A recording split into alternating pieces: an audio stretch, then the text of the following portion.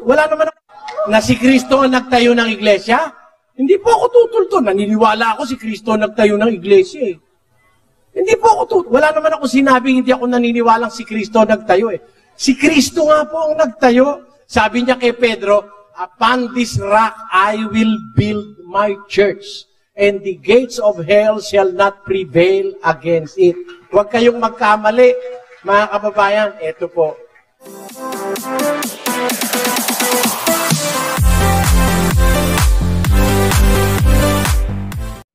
Hindi po ligid sa atin, mga kaibigan, na ang Iglesia ni Cristo ay talagang panay-angkin po nila, ayon po sa kanilang pasugo, na sila daw ang itinatag ng ating Panginoong Jesucristo. At ang isa sa pinakamasaklap po dito, mga kaibigan, ay yung sinasabi nila na kapag wala ka doon sa loob ng Iglesia ni Cristo, ay hindi ka daw maliligtas. Impyerno daw ang bagsak mo, ayon po sa kanila. Ngayon, pakinggan natin itong sagot ng mga taga-Iglesia ni Cristo doon po sa nagtanong na ganito po, mga kaibigan. Panoorin natin. Saan mapapasa sa Biblia na sinasabi ni Kristo na hindi maliligtas ang nasa labas na iglesia? Mga mahal na taga-subaybay, malinaw po ang pahayag ng ating Panginoong Jesucristo sa Juan 19 na ang sino mang pumasok sa loob ng kawan ay maliligtas. Ang kawan po ay ang Iglesia ni Kristo. At nilinaw din sa atin na ang pagpasok po sa Iglesia ni Kristo ay ang tanging kaparaanan sa ikaliligtas ng tao, palibas ay ang Iglesia ni Kristo po lamang ang tinubos ng dugo ng ating Panginoong Jesucristo. Kaya, ano po ang katumbas ng sinabi ni Kristo na ang pumasok sa loob ng kawan ay maliligtas? Hindi po tayo tutol, mga kaibigan, doon po sa sinabi ni Kristo na kung sino man ang papasok doon sa pintuan, mga kababayan, ay maliligtas. Hindi po tayo tutol doon kasi nasa Biblia po yon at tama po yon, totoo po yon. Ang tanong, saang iglesia yon? Yung itinatag ni Kristo, wala tayo nung itinatag. Pero asan na yon? Yun ang malaking tanong. Ngayon, tignan natin ano yung sagot ng mga taga-iglesia ni Kristo. Kung asan ang iglesia na yon, na kapag hindi ka pumasok doon, ay hindi ka maliligtas. Pakinggan natin. Ang hindi po pumasok ay hindi po maliligtas. Ipag-uutos pa po ba ng ating Panginoong Jesucristo ang pagpasok sa Iglesia ni Kristo kung maliligtas din naman pala ang hindi pumasok dito? At mga mahal na kaibigan, pinatutunayan din po ba ng mga apostol? Ang mga apostol po, alam natin, sila po ang tinuruan ng ating Panginoong Jesucristo. Pinatutunayan din po ba ng mga apostol? At alam natin, mga mahal na kaibigan, ang mga apostol po, ang mga tinuruan ng ating Panginoong Jesucristo. Pinatutunayan po ba nila na ang nasa loob po ng Iglesia ni Kristo ay maliligtas? At ang mga nasa labas naman ay hindi po maliligtas? Biblia po ang sasagot. Dito po sa Roma 8:1. Ngayon nga'y wala ng anumang hatol sa mga na kay Kristo Jesus. Mga kaibigan, malinaw po ang pahayag ni Apostol Pablo na ang mga kay Kristo ay wala ng hatol o parusa. Ang tinutukoy po na kay Kristo ay mababasa natin dito po sa Mateo 16:18. At sinasabi ko naman sa iyo na ikaw ay Pedro, at sa ibabaw ng batong ito ay itatayo ko ang aking iglesia, at ang mga pintuan ng Hades ay hindi magsisipanaig laban sa kanya. Ang sa ating Panginoong Jesucristo ay ang kanyang iglesia na itinayo. At ano po ang pangalan ng iglesia na itinatag ng ating Panginoong Jesucristo?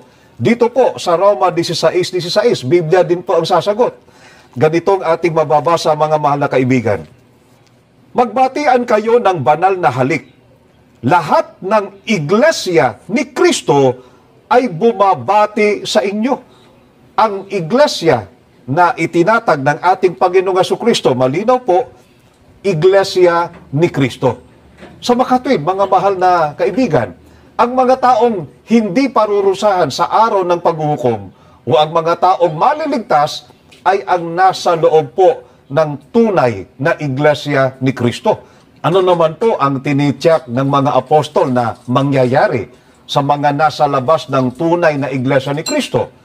Ang Diyos po ang hahatol o hahatulan po sila ng ating Panginoong Diyos. Gaya po ng mababasa natin dito po sa unang Korinto 5:12 hanggang 13. For I have no obligation to judge those who are outside the church of Christ. Your duty is to judge those who are in it. God is the one who will judge those who are outside the church. The scriptures command us. Mga mahal na kaibigan, malinaw po na tinityak po ng Biblia na may hatol sa mga nasa labas ng Iglesia ni Kristo. At ang Diyos po mismo ang hahatol sa kanila. Yan po ang wag nating payagang mangyari. Ang tayo po ay mapabilang sa mga mahahatulan o parurusahan ng ating Panginoong Diyos. Ang dapat po nating tiyakin ay kabilang tayo sa mga taong kinaawaan ng Diyos na maliligtas. Ang mga kinaaawaan ng ating Panginoong Diyos ay pinili at tinawag niya. Kinikilala niyang kanyang bayan at itinalaga para sa kanya. Gaya po ng mababasa natin dito po sa unang Pedro 2:9 hanggang 10. Datapot kayo ay isang lahing hinirang, mga saserdote ng hari, isang bansang nakatalaga sa Diyos. Pinili kayo ng Diyos upang maging Kanya at maghayag ng mga kahangahangang gawa niya. Siya rin ang tumawag sa inyo. Ito po ang lalong nagpapatunay na hindi po pare-parehong sa Diyos ang lahat ng tao kahit ang iba'y nasa iba't ibang mga pangkati ng pananampalataya. Sapagkat kung totoong pare-parehong sa Diyos, hindi na po sasabihin ng Biblia doon sa mga pinili na dati hindi sila bayan ng Diyos, pero nang tawagin sila, kinikilala na pong bayan ng ating Panginoong Diyos. Hindi na po sasabihin na dati ay pinagkaitan ng habag, ngunit nang tawagin ay nagkamit na ng awa ng Diyos. Kaya dapat nating alamin, alin po ba yung katawan? Biblia rin po ang sasagot. Dito po sa Colosas 1:18. At siya ang ulo ng katawan sa makatuwid bagay ng iglesia. Ang katawan po ay ang iglesia. Yan po ang patotoo ng Biblia. Aling iglesia ito? Iglesia na ang ulo ay ang ating Panginoong Jesucristo. Ano pong pangalan ng iglesia na katawan ng ating Panginoong Jesucristo na naririto po ang mga pinili at tinawag ng ating Panginoong Diyos? Biblia rin pong sasagot. Dito po sa Roma 16:16 at ganito po ang ating mababasa. Magbatian kayo ng banal na halik. Lahat ng iglesia ni Kristo ay bumabati sa inyo. Ang iglesia na katawan ng ating Panginoong Jesucristo ay ang iglesia ni Kristo. Sa makatwid, ang mga taong kinaawaan po ng Panginoong Diyos, pinili niya, tinawag niya upang sila ay maligtas, ay nasa loob po ng iglesia ni Kristo. Ayan, so maliwanag po mga kaibigan yung hatol ng mga iglesia ni Kristo na sa labas ng iglesia nila ay wala ng kaligtasan. Yung binasa po niya na doon po sa unang Korinto, Kapitulo 5 sa versikulo 12, gusto kong basahin mga kaibigan. Sabi po dito, wala tayong karapatan na humatol. Pero ang pagkaunawa po nila dito mga kaibigan ay hindi po nila, iba po yung kanilang pagkaunawa dito. Sa 12, ganito po ang sinasabi. Sapagkat ano sa akin, sabi ni Pablo, ang humatol sa nangasa labas, hindi ba kayo nagsisihatol sa nangasa loob? Datapwat sa nangasa labas ay Diyos ang humatol. Alisin nga ninyo sa inyo ang masasamang tao. Ang pagkaunawa po nila dito mga kaibigan ay dahil sinabi na datapwat sa nangasa labas ay Diyos ang humahatol. Ang pagkahulugan nila dyan, ayan, hinatulan na sila ng Diyos, wala na silang kaligtasan. Ganon ang pagkaunawa nila. Ay hindi po mga kaibigan ganon. Sa loob ng iglesia, ang hahatol yung nasa loob din. Pero ano ang gagamitin nila? Yung salita ng Diyos, yun ang gagamitin nilang panghatol. Doon sa labas, wala kang karapatan humatol. Nahatulan mo, ay wala na silang kaligtasan. Hinatulan na sila ng Diyos. Ang Diyos po ang hahatol. Na ang ibig sabihin, ang Diyos ang magpapasya kung may maliligtas o wala na doon sa labas ng iglesia. Pero tiyak na tiyak, marami pong maliligtas doon sa labas ng iglesia. Mga kaibigan, unang-una, anong iglesia yung dapat pasukan? Ayon sa kanila, iglesia ni Kristo.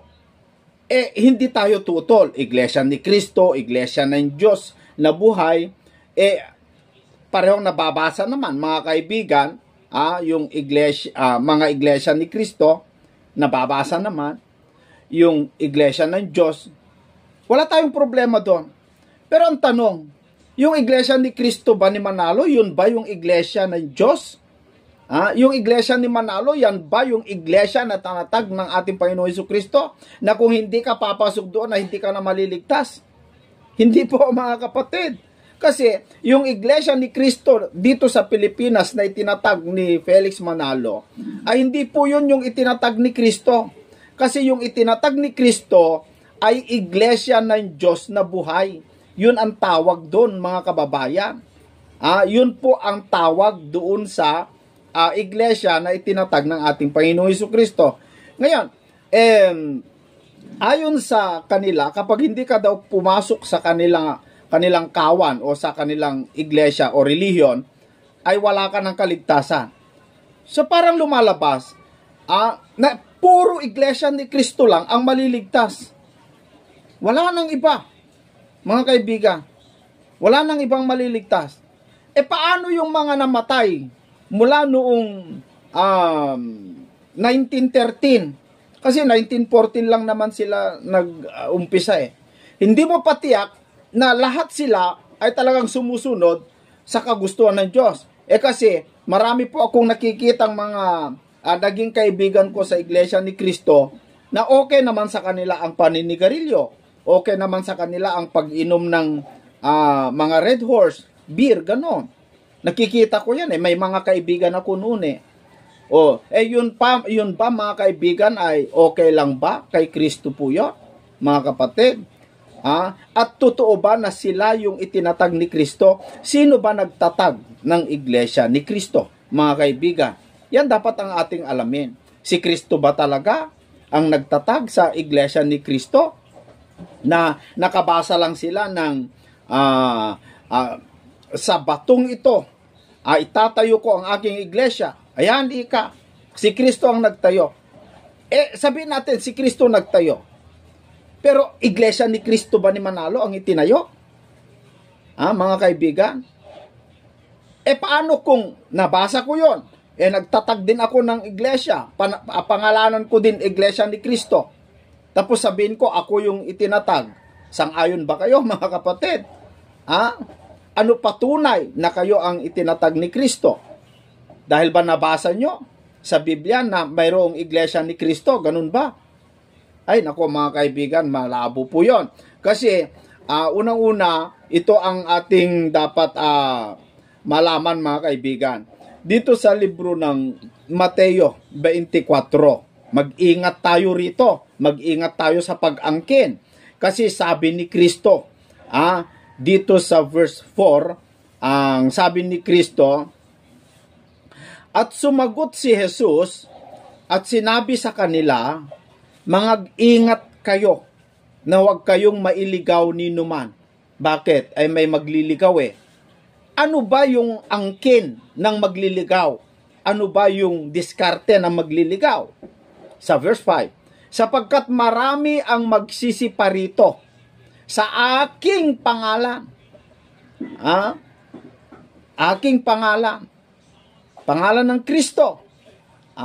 Na mangagsasabi, ako ang Kristo. At ililigaw ang marami. Isang diskarte po ng mga bulaang mangangaral, mga kaibigan, sasabihin nila, ako ang Kristo, kami lang ang maliligtas, kami ang totoo. Kasi si Kristo, totoo yan eh. Si Kristo, siya yung daan, siya yung katotohanan. Sasabihin yung bulaang mangangaral, kami ang kaligtasan, ako ang Kristo, kami ang totoo. Angkin ng angkin. Mag-ingat kayo dyan, mga kapatid. Mag-ingat po kayo. Kapag isang relihiyon ay inaangkin niya na siya ang totoo, siya ang kaligtasan, naku, mag-ingat po kayo. Hindi po sa sekta makikita ang kaligtasan. Saan natin makikita ang kaligtasan? Nandyan po sa Biblia, mga kababayan. Nandyan po sa mga doktrina ni Kristo. Nandyan po sa mga aral ni Kristo, mga kapatid. Si Kristo po ang kaligtasan. Unang-una, yung iglesia ni Kristo na itinatag ni Felix Manalo, hindi naman si Kristo nagtatag yun mga kaibigan sino nagtatag? Mga kapatid, panoorin natin itong isang video. Hindi na po magtanong. Sige po. Kanina pa po niyong binabanggit, meron po ba kayong nabasa sa Biblia, from cover to cover, na iglesia ni Manalo? May papaliwanag niyo po ba? Aba, paano mababasa sa Biblia yung iglesia ni Manalo? Kay Manalo yun, di naman sa Diyos yun Hindi mababasa yun. Hindi mababasa yun. Pero, may mababasa ako sa dokumento na sinasabi ni Manalo may iglesia siya. Pakinggan mo Pakilagay sa screen. Yung sa Free Press, February 11, issue ng Free Press. Nandun ito sa National Archives. Ano ang sabi ng ulat dito? Pakinggan nyo. When we expressed shock at such censorable language, Manalo said, "Why? Who is Quirino?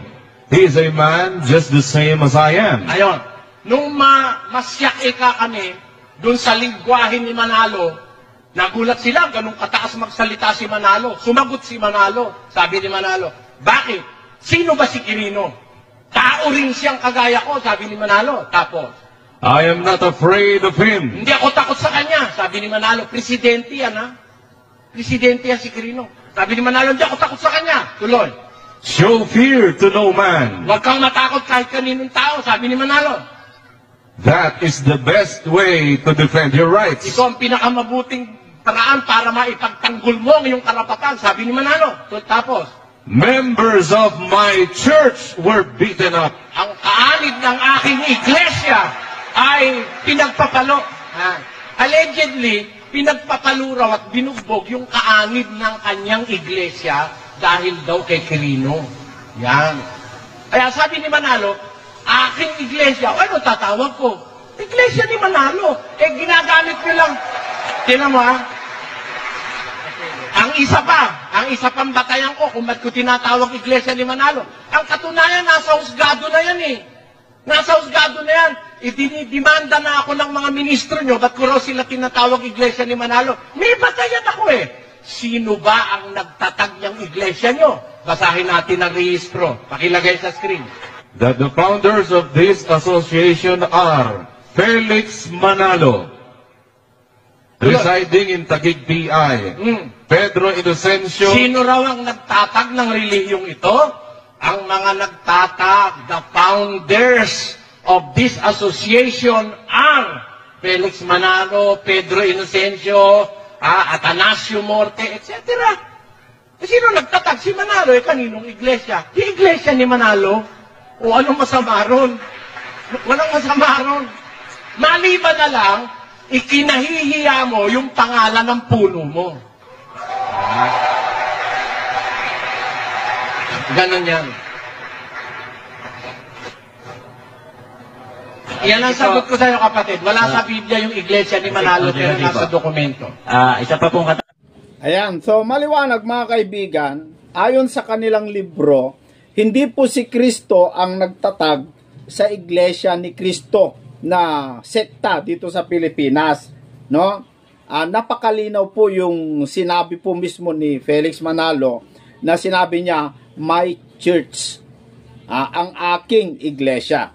So, siya daw yung may-ari doon sa iglesia ni Kristo na itinatag noong 1914, mga kaibigan. So, hindi po talaga mga kapatid. Unang-una, para makita mo kung ikaw ba yung itinatag ni Kristo, makikilala mo doon sa turo. Dapat makita mo doon sa turo. Ang aral po ng iglesia ni Kristo, si Kristo ay tao. Hindi po siya Diyos. Si Kristo po ay hindi siya anghel. Bagamat si Felix Manalo ay anghel na hindi naman mapatunayan sa Biblia. Kasi wala naman po sa Biblia na sinabi na si Felix Manalo ay anghel. Kung saan lamang po nila ikinapit na si Felix Manalo ay anghel, doon po sa salitang sugo, na kung saan ayon daw sa ibang translation, yung salitang sugo, ibig daw sabihin yun ay anghel daw. Si Felix Manalo, como isinugo daw ng Diyos sa mga huling araw, kaya tinawag nilang anghel si Felix Manalo. Ang pinagtatakaan ko lang, si Felix Manalo, tanggap nila na anghel siya, como isinugo siya ng Diyos. Si Kristo na mismo binanggit sa Biblia na siya'y isinugo ng Ama, ayaw nilang tawaging anghel. Kahit anghel man lang sana mga kaibigan. Kahit anghel man lang sana ang tawag nila. Na hindi lang tao. Kasi ayon sa mga iglesia ni Kristo, tanggapin na ninyo na si Kristo ay tao kasi siya mismo nagsalita na siya ay tao.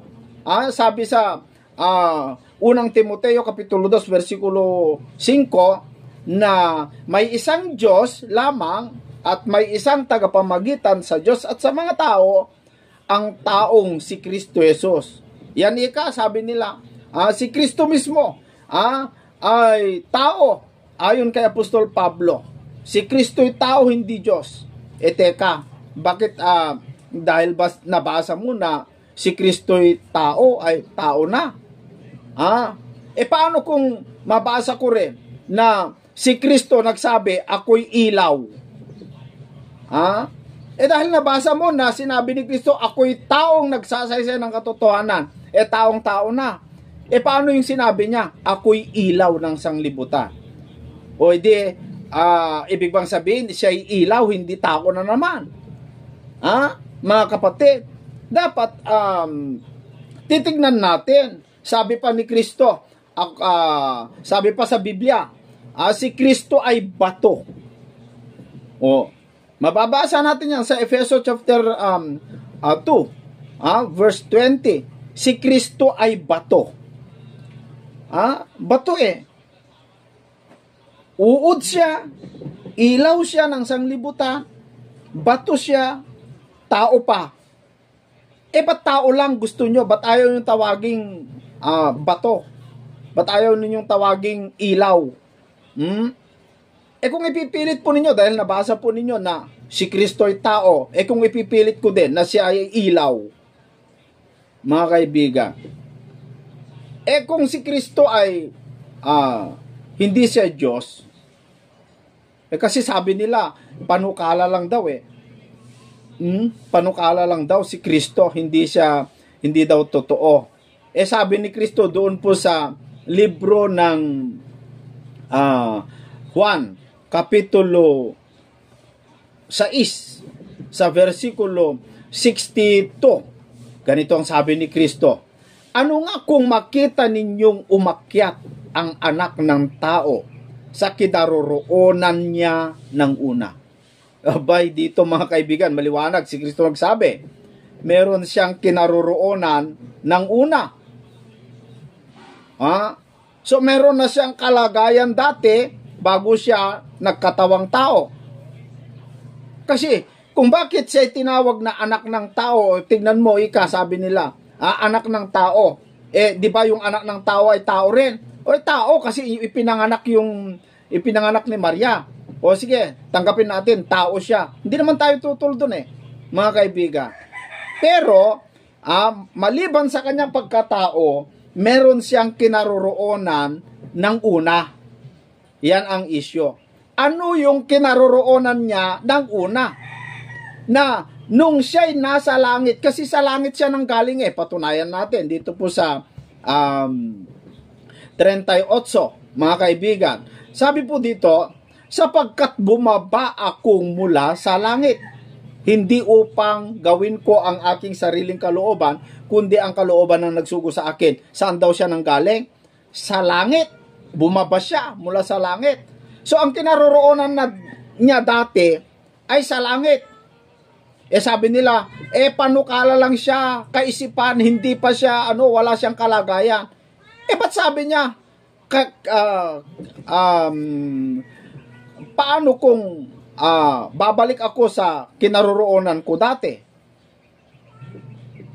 Yung salita na yon, ibig sabihin, meron siya dating kalagayan. Ano yung kalagayan niya? Titignan natin, mga kaibigan, sa John chapter 1, sa verse 1, ganito po ang sinasabi ni Apostol Juan. Nang pasimula siya ang verbo. Verbo po pala ang kanyang kalagayan ng dati. At ang verbo ay sumasa Diyos. Kasakasama ng Diyos. Magkatabi. Magkasama. At ang verbo ay Diyos. Di maliwanag. Ito rin ang pasimulay sumasa Diyos. 3. Ang lahat ng mga bagay ay ginawa sa pamamagitan niya. At alinman sa lahat ng ginawa ay hindi ginawa kung wala siya. Sabi nila, panukala lang si Kristo. Bakit sabi dito? Ang sabi po dito, ang lahat ng mga bagay, sabi, ay ginawa sa pamamagitan niya. Kung wala siya, ba't may nilalang? Bakit nagkaroon tayo? Bakit may mundo? Bakit may mga punong kahoy? Bakit may mga dagat, lupa, isda, o ano pa man, mga kaibigan, na nilalang ng Diyos? Bakit nagkaroon kung wala siya? Kasi ang liwanag ang lahat ng mga bagay, sabi dito, ay ginawa sa pamamagitan niya. Sabi ninyo, panukala lang, kaisipan. Baka baliktad kayo. Baka siya yung nagpanukala kaya nagkaroon ng lahat ng mga bagay. Kasi kung wala siya, walang nilalang. Hindi siya yung nagsabi, siya yung nagpanukala. Hindi siya yung ipinanukala, mga kaibigan. Meron siyang kalagayan ng una, mga kapatid. At bakit nyo tanggapin si Felix Manalo na siya ay anghel dahil sinugo? Si Kristo ay sinugo din kung sinugo si Kristo, ba't ayaw ninyong tanggapin o tawagin kahit anghel man lang sana? Bakit ayaw ninyong tawagin anghel? So, yan po yung maliwanag dyan, mga kaibigan. Unang-una, yung angkin nila na sila ay kapag hindi ka pumasok sa Iglesia ni Kristo, hindi ka maliligtas. Mali po yun. Tama yung talata ng mga binabasa nila, pero mali yung pag-angkin nila. Huwag mong angkinin. Huwag nyong angkinin. Tatag ni Kristo yan tapos angkinin nyo. Tapos pinangalanan yung Iglesia ni Kristo, si Felix Manalo mismo nagsasabi, my church, aking iglesia. Kayo pa ang magsabi na kayo yung tinatag ni Kristo 1914. Yung hindi nakaanib sa inyo ay hindi na maliligtas. Paano yung mga sanggol? Paano yung mga fetus? Wala pa naman unawa yon. Hindi naman po sila umanib sa inyo. Di ibig sabihin, hindi na sila maliligtas. Hatulan na ng Diyos. Ganun ba hatol ng Diyos? Mga kaibigan, mga kababayan, na como hindi sila umanib sa Iglesia ni Kristo, yung mga fetus, yung mga pinatay, inabort, hindi naman sila umanib sa Iglesia ni Kristo, hindi sila maliligtas. Hinatulan na ng Diyos. Kasi ang pagkaunawa nila, hinatulan na ng Diyos Mali po yun, mali. Ang daming maliligtas sa labas ng Iglesia ni Kristo. Ngayon, meron pa, maliban sa Iglesia ni Kristo, meron pang nag-aangkin na sila daw yung karugtong ng karugtong ng mga apostol. Heto rin, panuorin natin, mga kaibigan. na si Kristo ang nagtayo ng iglesia? Hindi po ako tutulto. Naniniwala ako si Kristo ang nagtayo ng iglesia eh. Hindi po ako tutulto. Wala naman ako sinabing hindi ako naniniwalang si Kristo ang nagtayo eh. Si Kristo nga po ang nagtayo. Sabi niya kay Pedro, upon this rock I will build my church, and the gates of hell shall not prevail against it. Huwag kayong magkamali, mga kababayan. Ito po.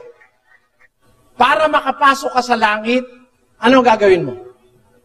Yung katwiran, di ba? Yung aral. Yung aral kasi, yung katwiran, yun ang pintuan papunta sa langit eh. 118 of the book of Psalms, 19. Buksan sa akin ang mga pintuan ng katwiran. Papunta sa langit, ang pintuan, katwiran. Papunta sa impyerno, anong gates? See, the other way round, yung kasalanan. Gusto mong pumunta sa impyerno? Ang papunta sa impyerno, kasalanan.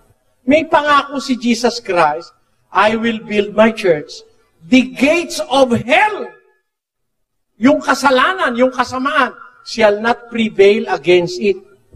Kaya kung ang sino man iglesia nag-aangkin sila sa Diyos, nag-aangkin ka sa Diyos ka, nandyan ang lasingan, nandyan ang sugal, nandyan ang pambababae, nandyan ang panlalalakin, nananaig sa'yo ang pintuan ng impyerno. The gates of hell is prevailing over your church pag lahat ng bisyo, lahat ng kasamaan nasa iglesia mo. Hindi yan ang totoo. Ang totoong iglesia, hindi pinananaigan ng impyerno, ng pintuan ng impyerno o ng kasalanan. Dapat ang kasalanan inihiwalay sa iglesyang totoo. Hindi pwede yung nasa iglesia kang totoo, mamamatay tao ka, mangangalon niya ka, manlalalaki ka, mambababae ka, drug addict ka, lasenggo ka, sugarol ka. Ay, hindi po totoo yun. Kaya kailangan, pag-aaralan natin yung kahulugan ng sinasabi sa Biblia. Hindi po ako tutol, kapatid. Si Kristo talaga nagtayo ng iglesia. Hindi po ako tutol doon. At ang itinayo niya, iglesia ng Diyos, yun ang binili niya ng kanyang sariling dugo. Yun po ang sagot ko doon, kapatid. So ayan, maliwanag Maliwanag na si Kristo ang nagtayo at hindi kung sino-sino. Sa mga Iglesia Katolika kasi, mga kababayan, sabi nila, sila daw yung karugtong ng mga apostol. Si Pedro daw ang nagtayo ng Iglesia Apostolika Romana, mga kababayan, dun sa Roma. Paano naging kayo yon? Sabi ni Kristo doon sa binasa ng kapatid na Eli, itatayo ko ang aking iglesia. At kahit yung pintuan ng Hades ay hindi makapananaig laban sa kanya. Ano yung pintuan? Yung pintuan, aral po yon. Doktrina, aral ng Diyos. Yun po yung pintuan para makapasok ka sa langit. Sabi ng mga iglesia ni Kristo, yung pintuan daw ng kawan, iglesia ni Kristo. Para maligtas ka, pumasok ka daw sa kanilang relihiyon para maligtas ka. Iba talaga mga kaibigan Yung itinatag ni Kristo na iglesia, ang pintuan nun, aral para makapasok ka sa langit. At yung pintuan naman ng Hades ay aral din. Pero karumal-dumal na aral. Labag doon sa aral ni Kristo o doon sa pintuan ni Kristo. Salungat doon, mga kapatid. Kaya, kapag pumasok ka talaga sa pintuan ng kawan, na yun po yung aral, ibig sabihin, kapag pumasok ka doon sa aral ni Kristo, maliligtas ka. Hindi sa iglesia ni Kristo na yung sekta, hindi. Yung aral ni Kristo, pasukin mo yon. Ang pagpasok mo doon, tanggapin mo, sundin mo. Yan po, mga kapatid. Ganun po. Hindi yung pumasok ka sa isang relihiyon, pumasok ka doon sa iglesia ni Kristo o sa iglesia Katolika, paano naging maligtas ka doon? mga kapatid at mga kababayan, hindi naman po lingid. Sabi nga ng kapatid na Elian, paano ka maligtas? Mamamatay tao ka, sugarol ka, lasinggero ka, naninigarilyo ka, o ano pa yung mga iba, mga kababayan, maliligtas ka ba nun? Kalaban nga ni Kristo yung mga ganong gawain At tapos angkinin mo pa na ikaw yung itinatag ni Kristo. Ay naku po mga kababayan at mga kapatid, kakaiba po ito, no mga kaibigan, kakaiba po. So, dapat sana po mga kababayan, maging mapagmatsyag po tayo. Dapat mapagsuri po tayo. Kumusta kaya dito sa relihiyon ko? Kumusta kaya dito sa sekta na aking inaaniban? Hindi naman po kayo pinipilit na lumabas dyan. Pero dapat lang magsuri kayo. Kung pinagbabawalan po kayong magsuri, naku po, delikado yan. Baka ipipilit lang yung gusto nila na aral, labag naman po sa banal na kasulatan. Ano pa ginagawa mo dyan? Baka lalong hindi ka maligtas yan. Malapit na pagdating ng Panginoong Jesucristo. Marami nang naghula-hulaan dyan.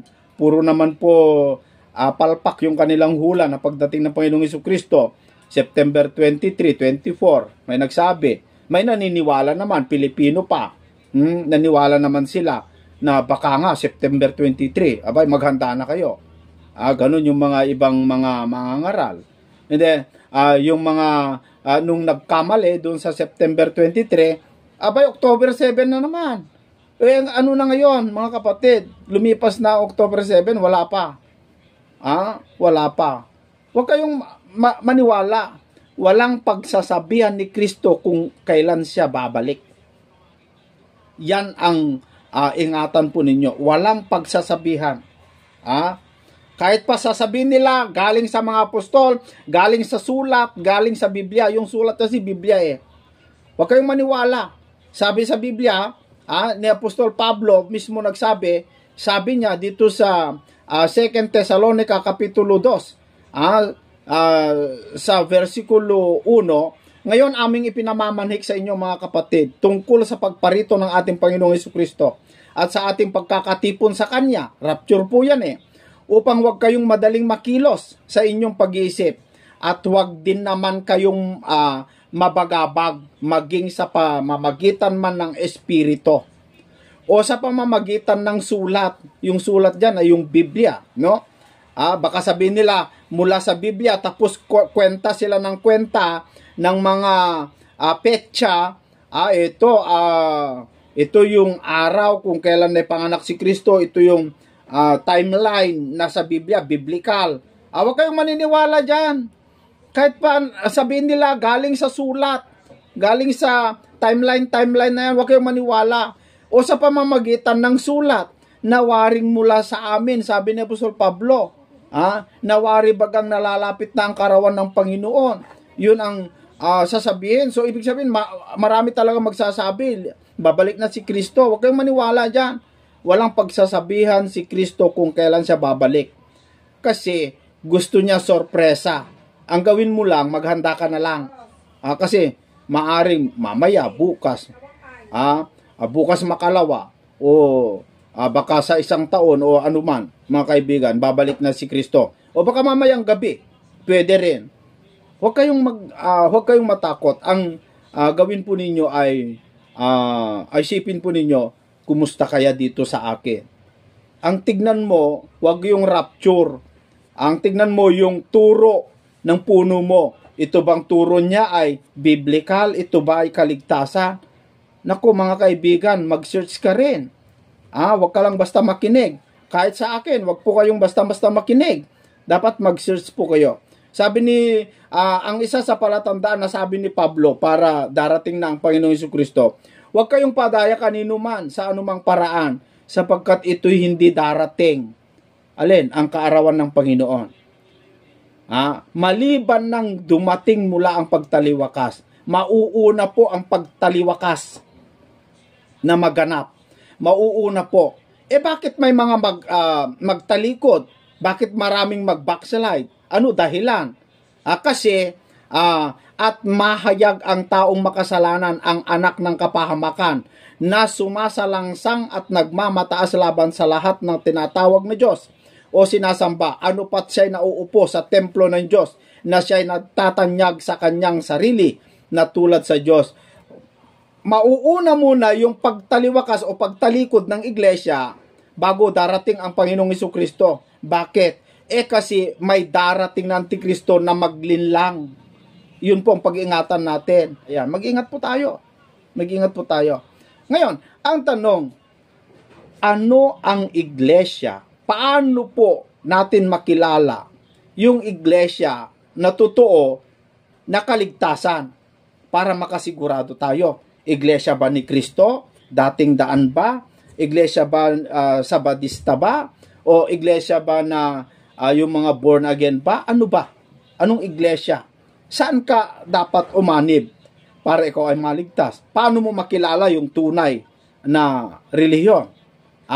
O tunay na kaligtasan? Narito po mga kapatid, panoorin natin. Batid natin na nagkalat na ang iba't ibang relihiyon sa ating bansa ngayon, brother.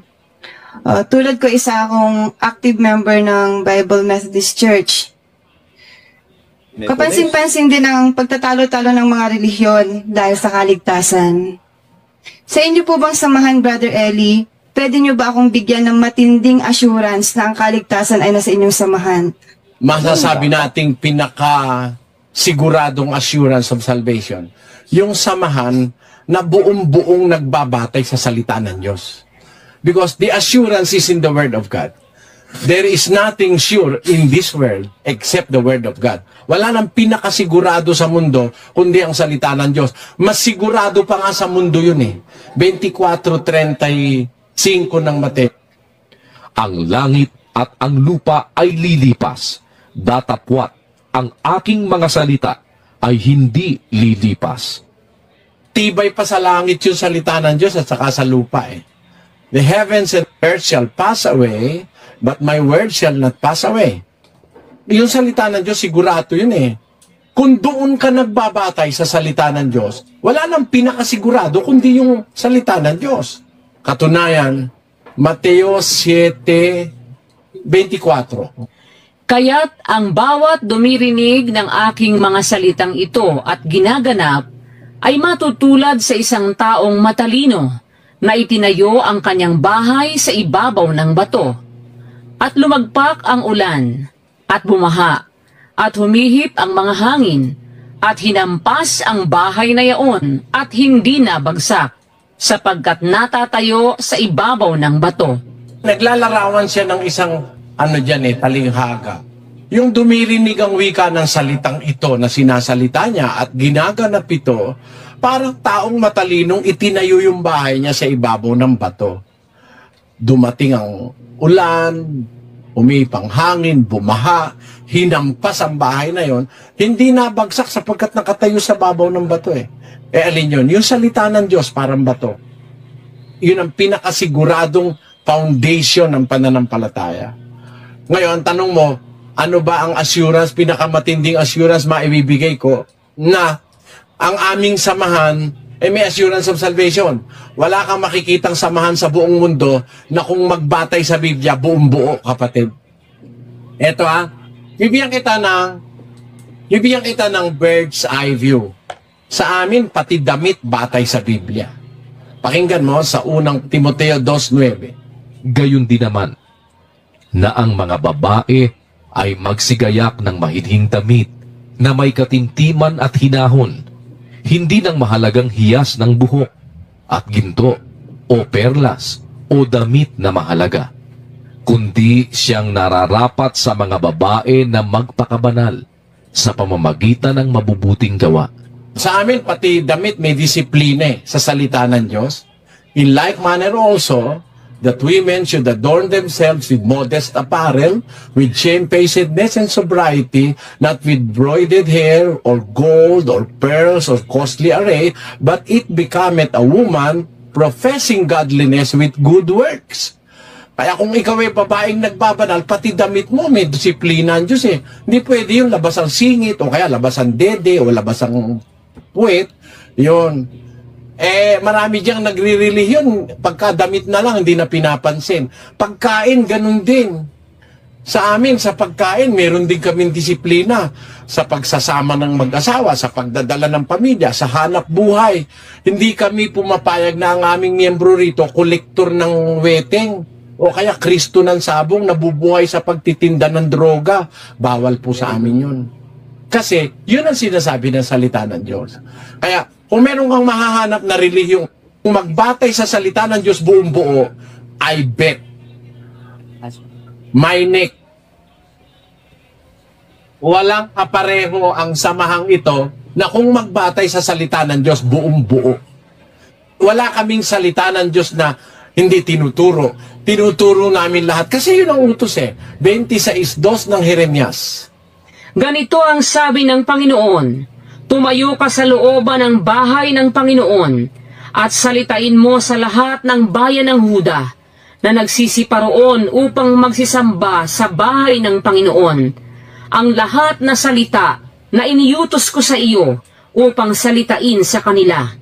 Huwag kang magbawas ng kahit isang salita. Tama, bawal magbawas Kung talagang tayo, naghahanap tayo ng totoo, sabi ng Diyos, huwag kang magbabawas kahit isang salita. Susunod ka sa relihiyon. Ang pinaniniwalaan mo, binawasan na. Dapat, kung alin yung nasa Biblia, ganon. Nakita mo ang punto ko, kapatid? Sana ganon. Kasi panluloko sa kapwa-tao, may Biblia naman, marunong namang magbasa. Ang ginagawa mo, wala sa Biblia. Ayan po, mga kaibigan, maliwanag yung sagot po ng Biblia kung saan po tayo makakuha ng assurance para sa kaligtasan. Dapat po mga kapatid, ang pasukan mong relihiyon o pasukan mong kaligtasan, yung sinabi ni Kristo, yung itinatag ni Kristo na iglesia. Hindi iglesia ni Kristo ni Manalo, hindi. Kundi yung iglesia ng Diyos na itinatag ni Kristo. Ang Diyos po kasi ang nag-utos kay Kristo upang itatag ang kanyang iglesia. Si Kristo po ang naging kasangkapan. Ngayon, mayroong pong pintuan yon. Ano po yung pintuan na dapat mong pasukan para maligtas ka? Hindi yung pintuan ng iglesia ni Kristo, hindi. Kundi, hindi rin yung pintuan ng iglesia katolika, hindi rin. Mas lalong hindi. Mas grabe yon, mga kababayan. No? Kundi yung pintuan na ang ibig sabihin, yung aral. Andun din yung kaligtasan, andun lahat mga kababayan. Doon sa pintuan na yon, andun lahat mga kapatid. So doon ka pumasok. Nandun ang assurance ng kaligtasan sa pintuan na yon. Doon tayo dapat pumasok, hindi sa kung saan-saan. Dapat aniban mo yung itinatag ni Kristo. Huwag kang magtayo, tapos gayahin mo yung pangalan, and then sabihin mo, kami yon. Sugo kami ng Diyos. Ba't kayo naisugo? Paano? Sino nagsugo sa inyo? Sino nagsugo kay Felix Manalo? Wala naman mababasa. Sabi nila, meron. Yung nasa Revelation chapter 7 verse 1 hanggang 3. Si Felix Manalo yung anghel na umaakyat sa sikatan ng araw. Paano mo nalaman siya yon? Unang-una, yung anghel na umaakyat sa sikatan ng araw dun sa Revelation chapter 17, taglay niya ang tatak ng Diyos. Taglay niya. Ano yung tatak ng Diyos? Sino yung tatatakan? Mga Israel Galing sa Israel yung tinatakan si Felix Manalo, hindi man nagtatak doon sa Israel mga kababayan. So, malabo. Pag-angkin, pwede siguro. Si Kay Buloy, iba naman. Siya daw yung nakaganap ng buong kautusan. Kaya pinili daw, kaya naging appointed son naman. Appointed son. Nag-umpisa daw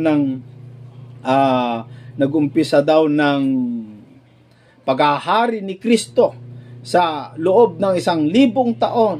Simula nung April 13, 2005. Yan, 2005 naman. Ang pinagtatakaan ko lang, yung naghahari sa loob ng 1,000 taon sa nagsimula nung April 13, 2005, nakakulong. Meron bang naghahari, nakakulong? Sige nga. Naghahari nga siya, pero nakakulong naman. Hindi, ano ba ito mga kapatid? So, dapat doon tayo titignan natin. No? Titignan natin. Yung